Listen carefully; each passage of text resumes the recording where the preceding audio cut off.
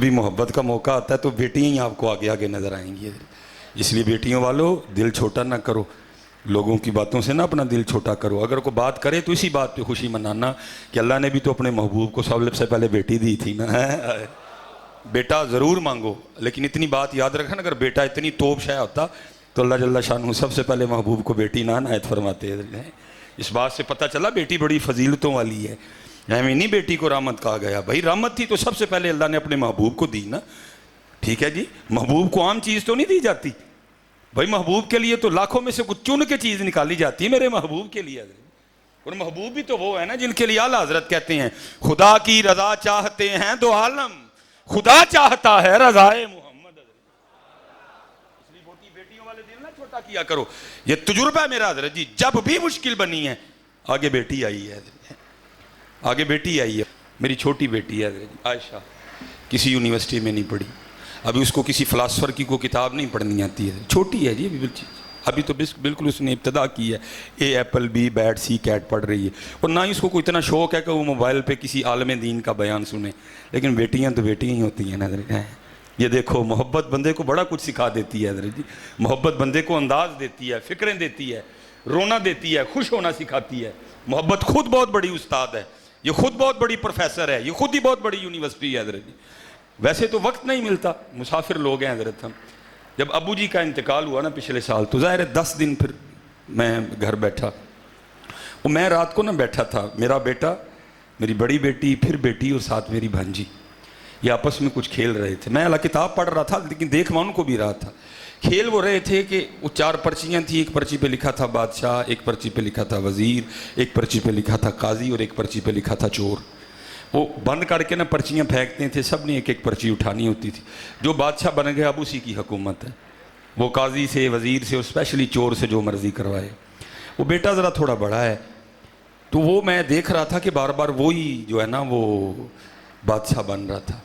کبھی بیٹی سے کہے میرے لیے ملک شیک بنا کے لے آ, کبھی اس کو کہے میری جوتی پالش کر, کبھی اس کو. میں بڑا حیران ہوا, میں بھائی ٹھیک ہے ہو جاتا ہے اتفاق, اب ایسا کیا اتفاق ٹھہرا کہ ہر بار ہی یہ بادشاہ ہے. وہ جب وہ پرچیاں ڈال رہے تھے تو میں نے دیکھ لیا, اس نے بادشاہ والی پرچی کو نا تھوڑا سا پھاڑا ہوا تھا.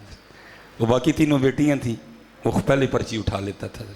میں نے کتاب رکھی, میں نے کہا جی مجھے بھی کھلاؤ, لیکن شرط یہ ہے کہ پرچیاں دوبارہ لکھی جائیں گی. میں نے ان پرچیوں کو پھاڑا, میں نے دوبارہ پرچیاں لکھی. میں نے کیا کیا, جو بادشاہ والی پرچی تھی نا میں نے بھی پین سے اس پہ نشان لگا دیا, اور جو میری بڑی بیٹی ہے نا میں نے اس کو کہا کہ تو نے یہ پرچی اٹھانی ہے.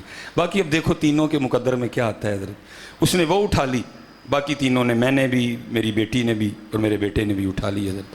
اب وہ بتانا بھی تھا, وہ تو آلریڈی بادشاہ تھی کیونکہ کرپشن ہوئی تھی, اس پاکستان ہیں وہ کرپشن ہوئی تھی حضرت, وہ بادشاہ تھی. اب بیٹا میرا وہ قاضی بن گیا, جو میری بیٹی عائشہ تھی وہ وزیر بن گئی.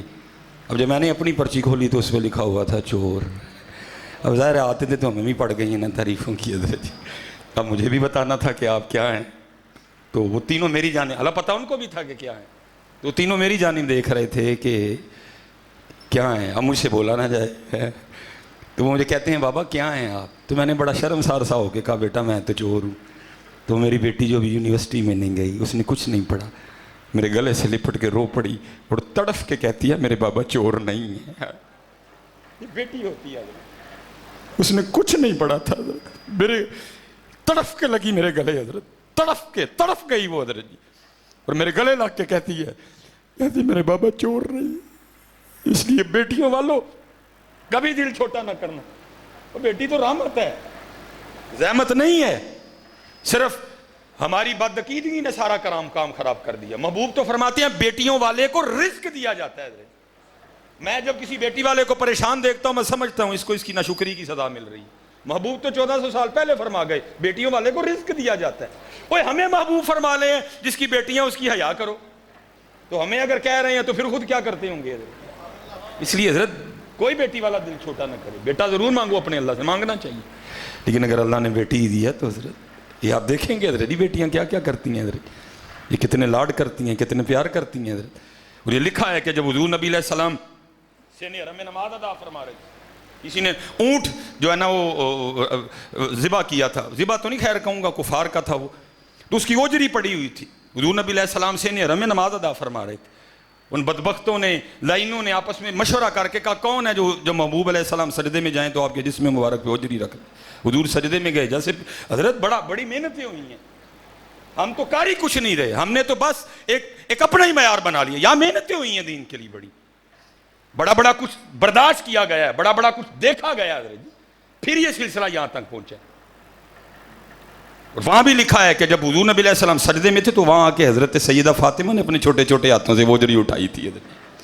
اس لیے کبھی بیٹی والا کو دل چھوٹا نہ کرے, اللہ کا شکر ادا کرو, اللہ نے ہمیں بیٹی کا باپ بنایا ہے.